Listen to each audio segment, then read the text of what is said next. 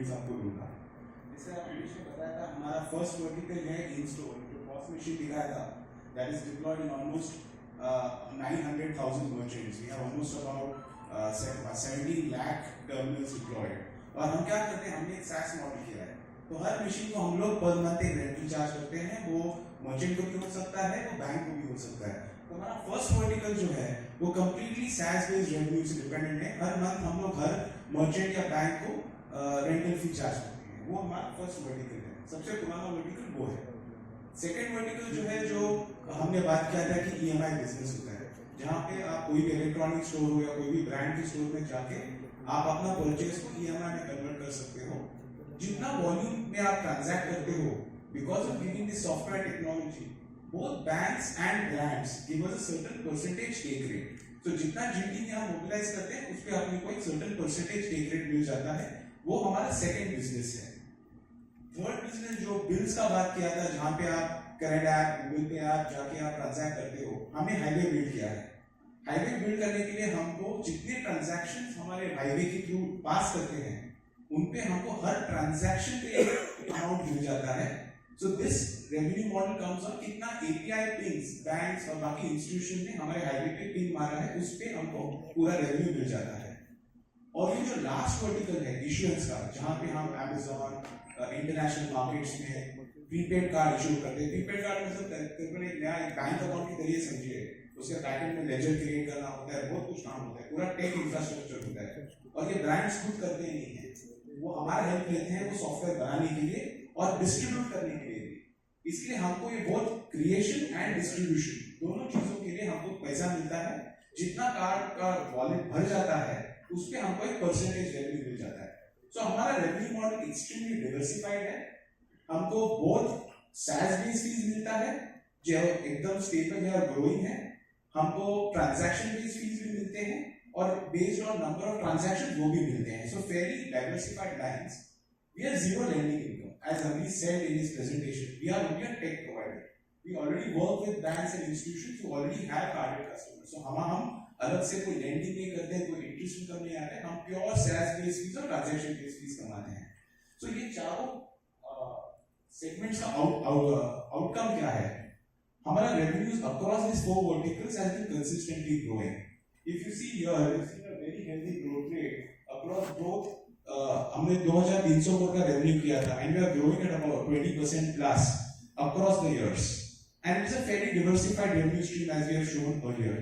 Also because हम लोग revenues net book करते हैं, जैसे हमने बोला कुछ customer acquisition cost नहीं है, कुछ lending activity नहीं है, हमारे revenues net होते हैं, इसलिए अपना contribution margin is almost 78%, which is probably the highest in the industry given the way that we book our revenues. थोड़े data points इधर हैं। हम लोग पर terminal on average 380 rupees charge करते हैं, जो हमने आपको फर्स्ट वर्टिकल का बोला था।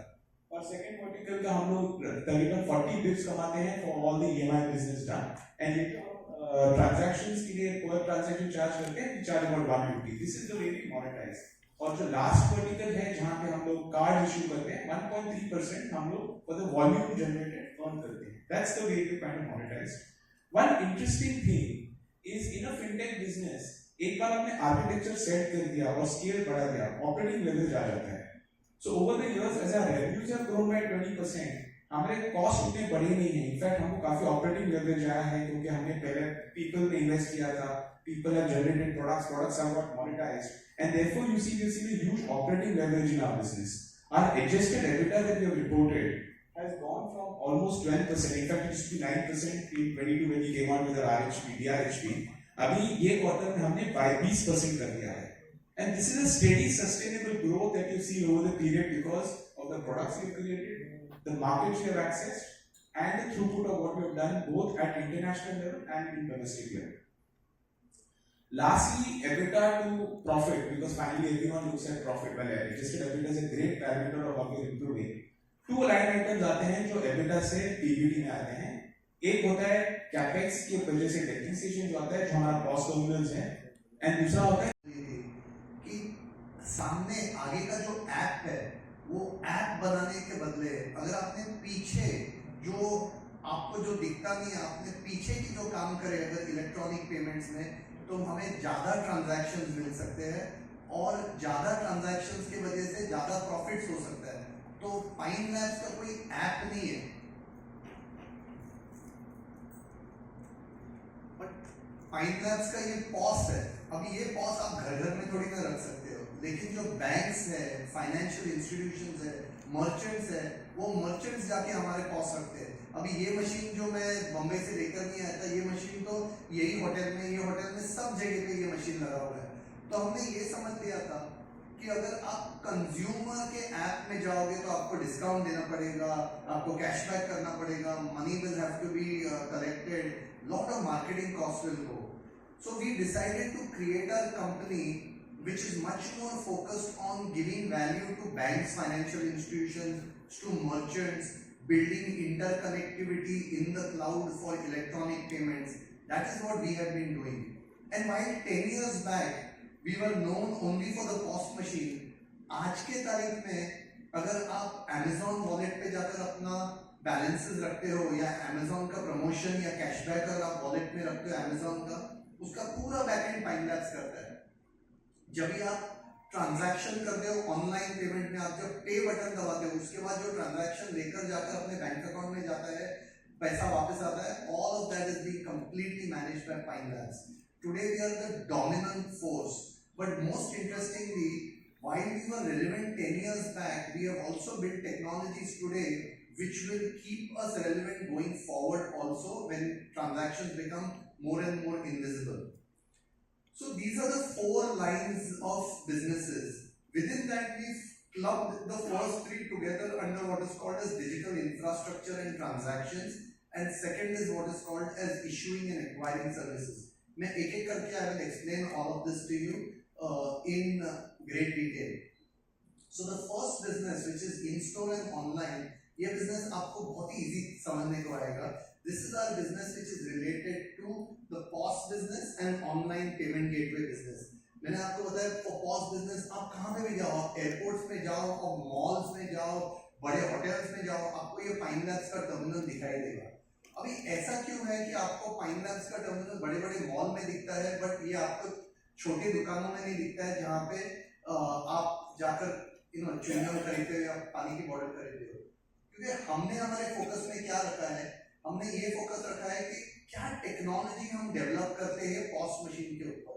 अभी अहमदाबाद में अगर ज़ारा के आप शॉप में जाओगे या कोई और अलग अलग शॉप्स में जाओगे, अभी आपको देखने मिलता है तरक्की इतनी हो गई है, तरक्की नहीं पता नहीं, पर तरक्की इतनी हो गई है कि आप अपने कपड़े एक डब्बे में डालकर ऑटोमेटिकली फेयर कैलकुलेशन हो जाता है, पेमेंट ट्रांजैक्शन कंप्लीट करके आप वो स्टोर में से निकल जा सकते हो.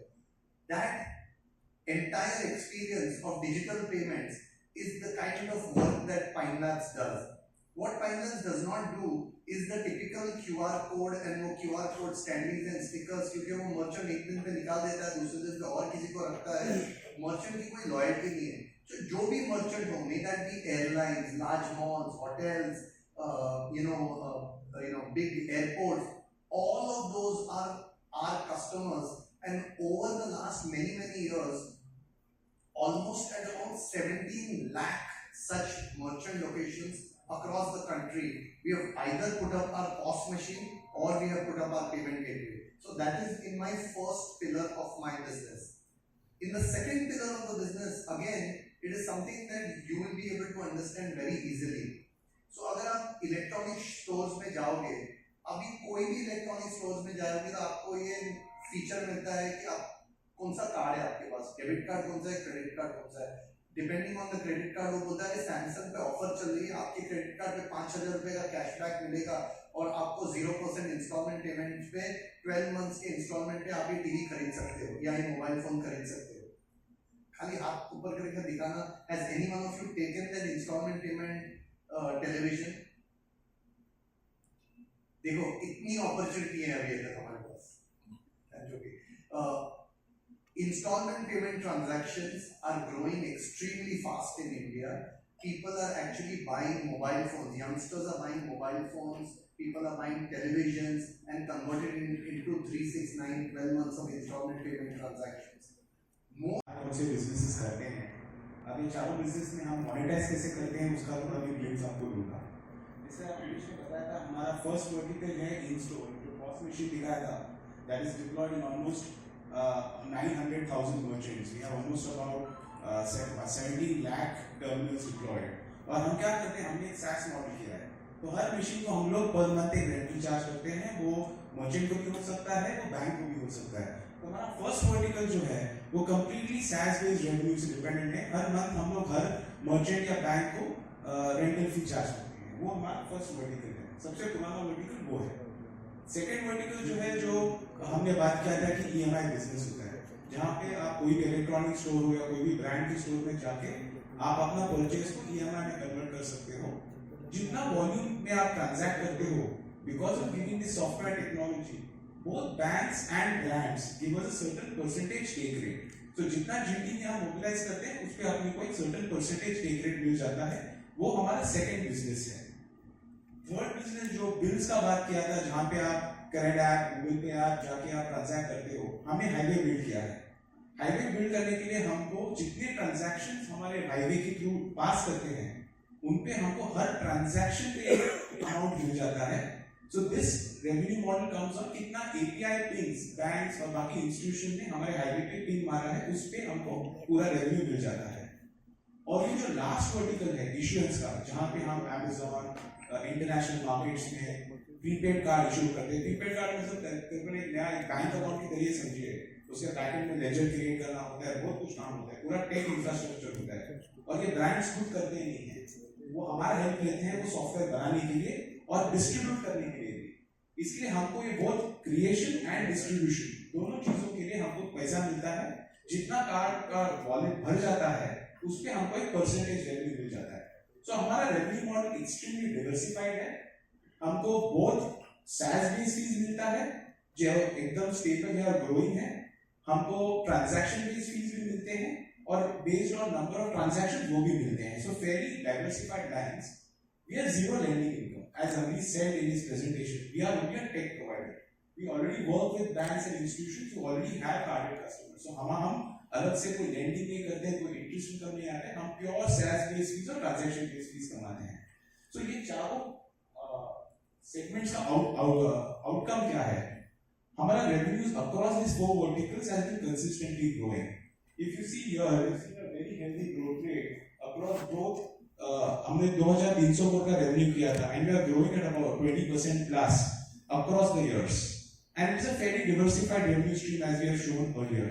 Also because हम लोग revenues net book करते हैं, जैसे हमने बोला कुछ customer acquisition cost नहीं है, कुछ lending activity नहीं है, हमारे revenues net होते हैं. इसलिए अपना contribution margin is almost 78%, which is probably the highest in the industry given the way that we book our revenues.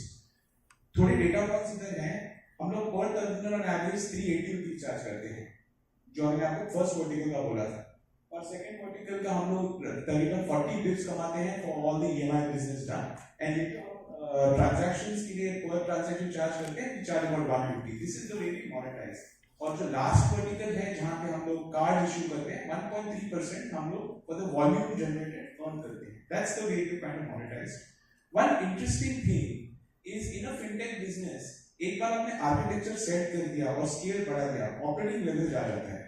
So over the years as our revenues have grown by 20%, हमारे cost उतने बढ़े नहीं हैं. In fact हमको काफी operating leverage आया है क्योंकि हमने पहले पीपल में इन्वेस्ट किया था.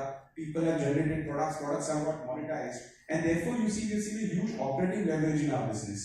Our adjusted EBITDA that we have reported has gone from almost 12%, in fact it used to be 9% in 22 when we came on with our DRHP.